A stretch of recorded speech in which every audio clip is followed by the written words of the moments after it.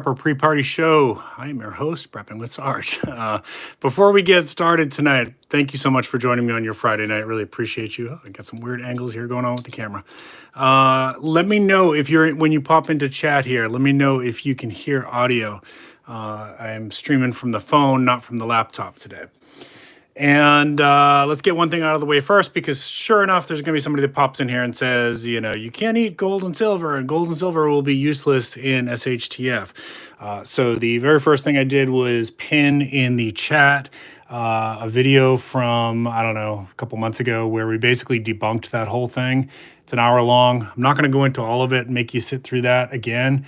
If you're one of those people who doesn't think that gold and silver would have any value in SHTF, I encourage you to go ahead and check that video out. I also put it in the description, so if live chat is not available for you, if you're watching this on replay and for some reason live chat's not available yet, you can check that near the top of the description. But short version of the story is we give historical and present day examples of SHTF situations where gold and silver absolutely has made a difference for people in their survivability. Okay, and you know, if your reasoning is like you're thinking of the end of the world kind of scenarios or zombie apocalypse kind of scenarios, well, yeah, obviously, like in the most extreme kind of scenarios, gold and silver wouldn't have any value in those situations. But there's you know, an infinite amount of points between A and Z where gold and silver certainly would save the day for a lot of people. In fact, we've had people in the community who've talked about personal emergencies and health conditions and homelessness and things like that, where having some gold and silver in their savings saved the day for them. So definitely check out that video. If you haven't seen it again, I'm not going to waste any more time, at least tonight, debunking that myth. We'll come back to it, I'm sure, at some point, because it's one of those things that stays perpetual in the preparedness community. All right. Thank you for joining me tonight. Please be kind to the mods. Let's go ahead and get started. So first thing first, I want to say thank you to the people in the audience who checked in on me during Hurricane Idalia, checking in on me and Mrs. Sarge. She has... we did fine. We did fine. She's actually working tonight. We actually only had a little bit of wind here, and we had some rain bands. But other than that, we did okay. Now, you might have seen on the national news, not far from me, there was a car that flipped. We did have some tornadoes, things like that, but none of that was like super close to me. So yeah, we saw a little bit of wind. We saw some rain bands, but other than that, we did okay. So thank you, everybody, for checking in. God is great. Thank you for checking in. So appreciate you checking in all the way from Japan. Always good to see you, my friend. Thing number 2, this is National Preparedness Month. So please check out, there's going to be a collaboration that's going on between, I'd say about 20 or so preparedness channels. Morgan from Rogue Preparedness is leading that. Lazarus Long, good to see you, my friend. Morgan from Rogue Preparedness is leading that. So she started us off today. She's the one who organized the whole thing. Please check out her video. And my first of 2 videos is coming out next Tuesday. In that, I'm going to be talking about 12 crops for survival. So stay tuned for that.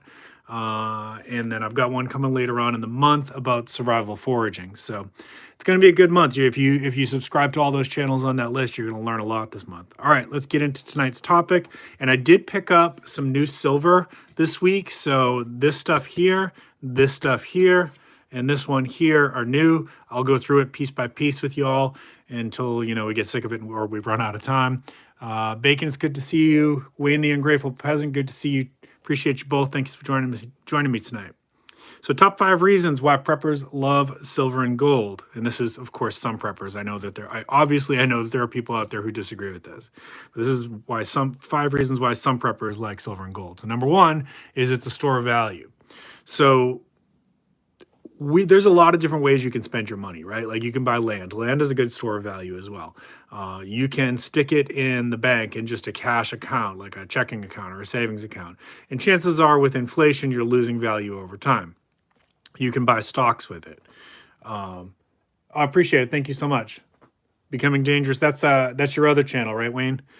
So it's a store of value, and you can buy stocks. And actually, I recommend that as well. Not that my channel gives financial advice. I'm not a financial advisor, but for myself, we'll say, I actually do like to keep dividend stocks into my account as well. It's part of my portfolio. If you don't know what a dividend stock is, basically it's a stock that pays you a portion of its profits back, right? So you get a check a couple times a year. It's usually 4 times a year, but there's different versions of that. And I like to invest in big blue chip companies that have been around a long time that continually give those dividends, such as Coca-Cola would be an example of that. I've talked about some of the stocks that I invest in other videos. AbbVie Pharmaceuticals, Caterpillar, all of these are like, great American brands. But those are my thoughts on it. You don't have to do exactly what I say. And if you want to talk more about dividend stocks in the future, I will, but we're talking about silver and gold tonight. So it is a good store of value, right? And as I talked about earlier, we've had numerous members of the preparedness community who have had to use their store of value in emergencies, right? And I don't want to name names because it's not my story to tell, but one of them was on a collaborative live stream with me, and she talked about being homeless, and that her silver and gold basically is what kept her alive and gave her some food and things like that while she got back on her feet. And there's another member of the community right now that talked about he's got a health condition going on, and his silver and gold is basically helping him to pay for his medical expenses, so he's not having to dip into credit or go bankrupt. Now, if you're not familiar with these are called mercury dimes. Any dime from pre-65, 1965 has got some silver content in it. And these are mercury dimes. These are actually my second favorite coin, and I picked up a bunch of those this week. So the number two reason preppers love silver and gold is tangibility, right? There is nothing like holding wealth in your hand, right? So I do have some dividend stocks. I have some cryptocurrencies, but I can't hold those in my hand, right? I could hold a certificate in my hand, but I can't really hold the wealth in my hand. And when you hold, something like an ounce of silver or, a gold piece in your hand, like you can tell the first time you do it, you're going to be like, wow, that's what real money feels like, right? So your paper dollar bills, your 20s, things like that. Yeah, we use them to buy and sell with, but it really has no real value. It's a perceived value, right? So it's just paper. This has rarity. This has been used as a form of wealth for over 2,000 years. Becoming Dangerous said, our silver and gold helped us move and buy the property that they're currently on. Love it. That's awesome. That's a great example of how to use it in prepping. Tangibility. So like if there's a saying that we have in the silver and gold community, basically if you don't have it in your hand, you don't really own it. Now that's not necessarily true, but it kind of is true in a way too, right? Like because somebody could, and this does happen sometimes, like your stocks could be devalued really, really quick. So much so that like they could drop to zero. And in some cases that has happened. So there's some risk with that kind of stuff. But as long as you own the silver and gold, it's yours. Now, has the government done confiscations in the past? Yeah, they have. And, from what I hear, if they tried to do that again, there would be a lot of people who had boating accidents and a lot of people who gave away their silver and gold to homeless people in the community, right? So good luck with that. Maccabee, is good to see you again. How you doing, brother? So tangibility. It's something that you can hold in your hand. I can travel with this. There are some laws about like how much gold in coinage you can travel with. However, wearable gold has some, different things about that. So like, let's say you wore a couple $1,000s in gold jewelry under your clothes. So it's not showing and putting you at risk of robbery. You're hiding it under your clothes. But if it's wearable, that falls under different laws. I could travel across the world, take that into any gold store in anywhere in the world and get cash, get currency in that nation's currency, okay, if I wanted to do that. So I'm just showing you these mercury dimes as we talk about this here. And I'm going to I got some rosies over there too. We'll talk about the rosies that I picked up. All right, number 3, and it's typically, historically, it's an inflation hedge, all right? It's a hedge against inflation, typically. Now, in the last few years, our economy has been really, really wonky. Thank you, Bidenomics. And we took the strongest economy in the history of the world, and now we basically destroyed it. So silver has not kept up with inflation in the last few years. Gold, on the other hand, gold has done fairly well. Gold is sitting at, I think I checked it a little while earlier today, and I think it was like $1,950 an ounce, right? So, so this is a quarter ounce right here. So roughly 475-ish in that ballpark is what that's worth. And I could take that into any gold store in the world, and I could easily get $400 off that. Easily. Could probably get more if I negotiate well. Okay. And if I sold it to somebody in the community, I could get spot or higher. All right. So we've got our number one was store of value. Number two was, yeah, exactly. Number two was tangibility. Number three was a hedge against inflation historically. Now, again, in the last few years, because we're dealing with some really wonky economy stuff here, silver has not kept pace with inflation. Gold, on the other hand, has done fairly well. Okay. But historically, silver follows gold. So gold, the price of gold is being suppressed a little bit. Eventually that should work itself out in theory. There's risks with any wherever you put your money in land. I lost money on a land deal, a ton of money actually, and another one I made a ton of money. Right, so there's risks with all investments, including land, and that includes silver and gold as well. But they're less risky than other investments, such as like Bitcoin, historically. All right, number four, portability. Like I was saying, I could go anywhere in the world. I could take a handful of these guys, and I could go anywhere in the world with them, and that's get a little bit of security. If I get myself into a situation, I can cash this for local currency. I could disappear for a while if I needed to. I could, in some cases, people have bribed their way out of war zones. That's actually happening right now in some parts of the world. You could bribe your way off. You could cross blockades. People have done that historically with silver and gold, even more so with gold. So it's got a lot of portability with it too. If you keep silver and gold at your compound, at your house, your homestead, whatever you want to call it, when you evacuate, if you evacuate for a wildfire or whatever, you should be grabbing that and going. That does not stay there because looters come in afterwards. All right, that one's worn pretty slick, isn't it? All right, and then the last one is number 5, diversification, right? So as I was talking about earlier, it's just another way to store some wealth, right? So obviously the upside on stocks, because there's more risk, I can make more money there too, right? And I could lose more money real quick with stocks, right? So there's risks to that. The reason I personally put 5 to 10% of my wealth and savings into silver and gold is because historically it's been more stable. Historically, it's been a safer bet, right? So some of your investments, some of your wealth, however you want to think of it, should be kept in, something that's it shouldn't all be in risk, in other words, right?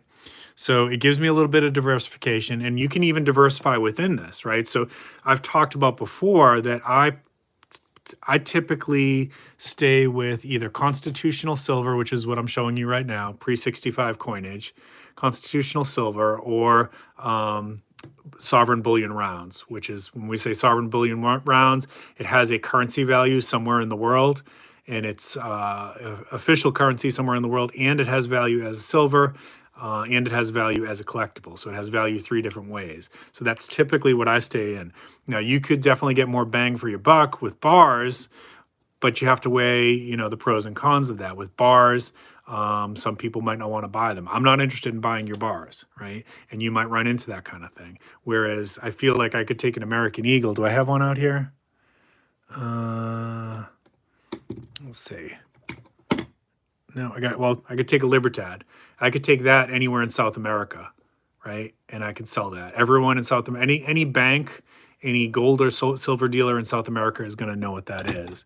I got some Canadian coins in here. There's an Australian coin right there, right? I swear I had an American Eagle in here somewhere. It's just buried. But anyways, the American Eagle is the most recognized silver coin anywhere in the world. You could literally take that to any country in the world, and it's going to be recognized, and you're going to be able to get some money for it.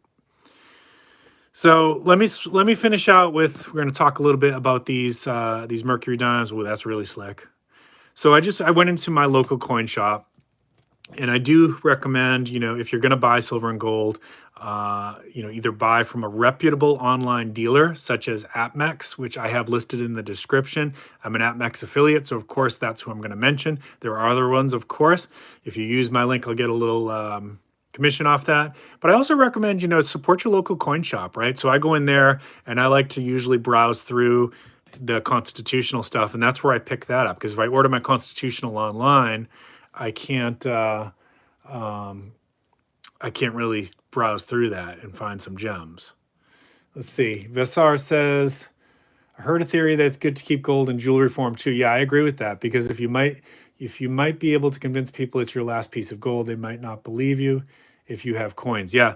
And also because also during the confiscation, gold jewelry was considered different. It was, it had special protections, like, so your wedding band and things like that. So yeah, I do believe that it's a good idea to keep some of your gold in jewelry. In fact, I need to add a little bit there to my stack.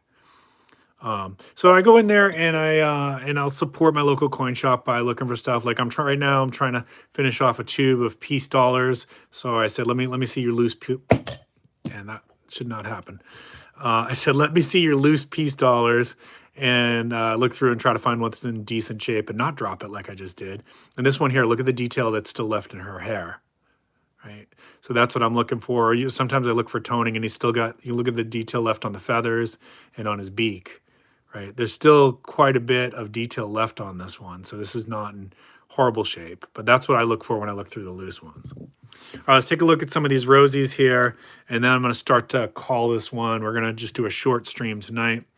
But some of these Roosevelts are actually going to be going out to some members of the community that mailed me stuff, and I'm way overdue to get back to you all, and I apologize for that. I just was kind of waiting for a good time to get some new stuff. So some of these Roosevelts are going to be going out into the mail, but don't tell the postal guys that. All right, so these are Roosevelt dimes. These are also pre-65, 90% silver, and these you're usually going to find a little bit, because they're not as old, you're going to find a little bit higher quality on these than the Mercury dimes. But the Mercury dimes, because they're older, they tend to be worth a little bit more, especially if you can find one that's in really good shape. Okay. So this is, that's how I support my local dealer. I go in there and I kind of look through that kind of stuff. Or, if you're going to buy like a lot of it, then you just ask them like, hey, can I get, $100 in Mercury dimes or whatever, Barber dimes. I didn't get any Barber dimes this time. And having some of it in smaller denominations like dimes or quarters, pre-65 quarters as well, gives you some fractional options too, right? Like, so if I wanted to get rid of this, if it was an emergency, the minimum I'm going to be looking for right now under today's prices would be $400. If it wasn't an emergency, I would hold out and try to get closer to spot for it, right? But this is like, let's say I only need a couple dollars, right? Say I just wanted to trade somebody for some of their garden fresh tomatoes or whatever. Maybe I'm going to give them a couple of these silver dimes, right? And people say nobody would want to trade that. Well, I don't think that's true, and I'll tell you why. When you take examples from Argentina during their collapse and the collapse of the Soviet Union, there are people out there who have all of their preps in place. They don't need your cans of peaches. There are people out there. And these are usually the people that are going to be organizing trade and barter. And they might be using some armed security to make sure that that's a safe place to do it. At least that's how it happened in Argentina. And go read Furfal's book.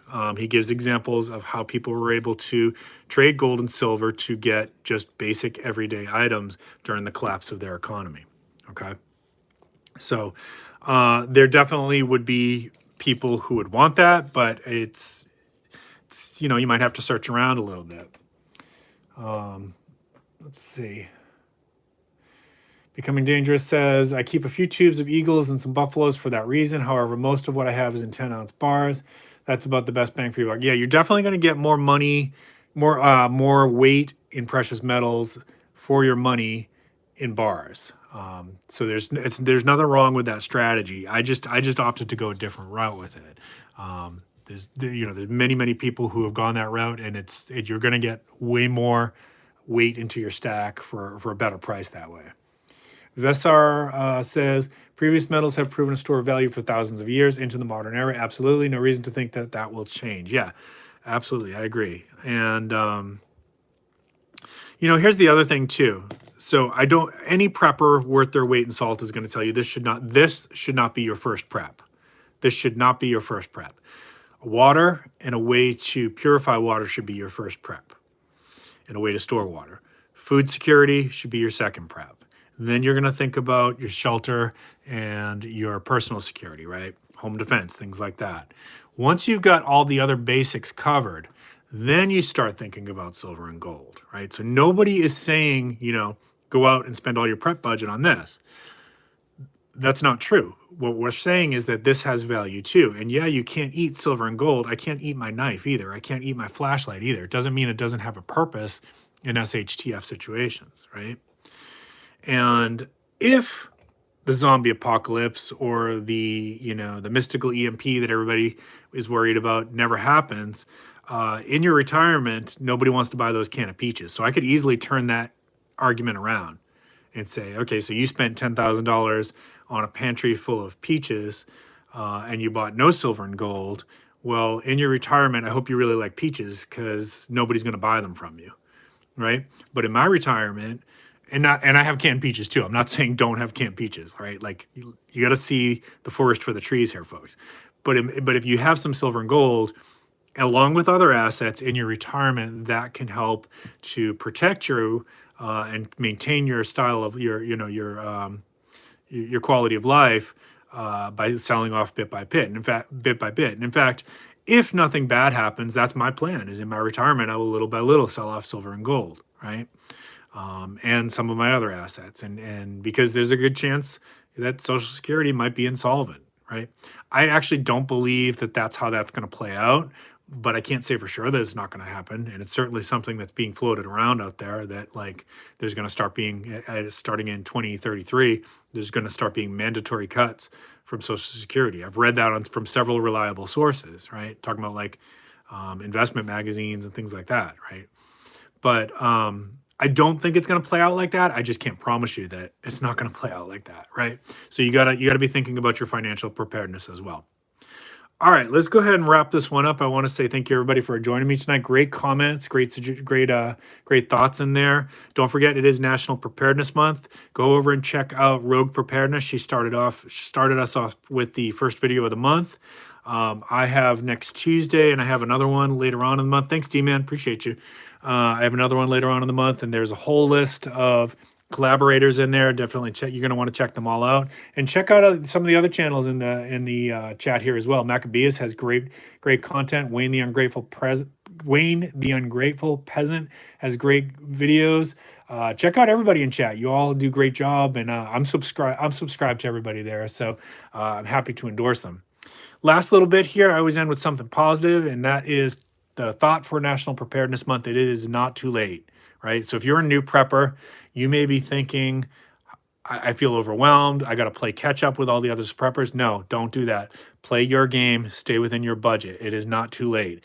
And if you start prepping now and you manage within your budget, I guarantee you that within 3 months, you're going to be better off than 90% of the people in this country. Because nobody else is, so many people are not preparing, right? They're just watching their Kardashians and drinking their red wine, and they're burying their head in the sand. Thank you, Wayne. Appreciate you. So you will be ahead of them very, very fast if you start today. Stay within your budget. Within a year of prepping, you're going to be more prepared than 98% of the country. Okay, so don't freak out. Don't feel like you have to go blow up your credit card and you have to get all these things. Take it at your pace, stay within your budget, and remember, skills are usually cheap or free to learn, and skills matter more than any of the assets that I talked about tonight, okay? You all have a great weekend. Make sure you get outside if you got good weather.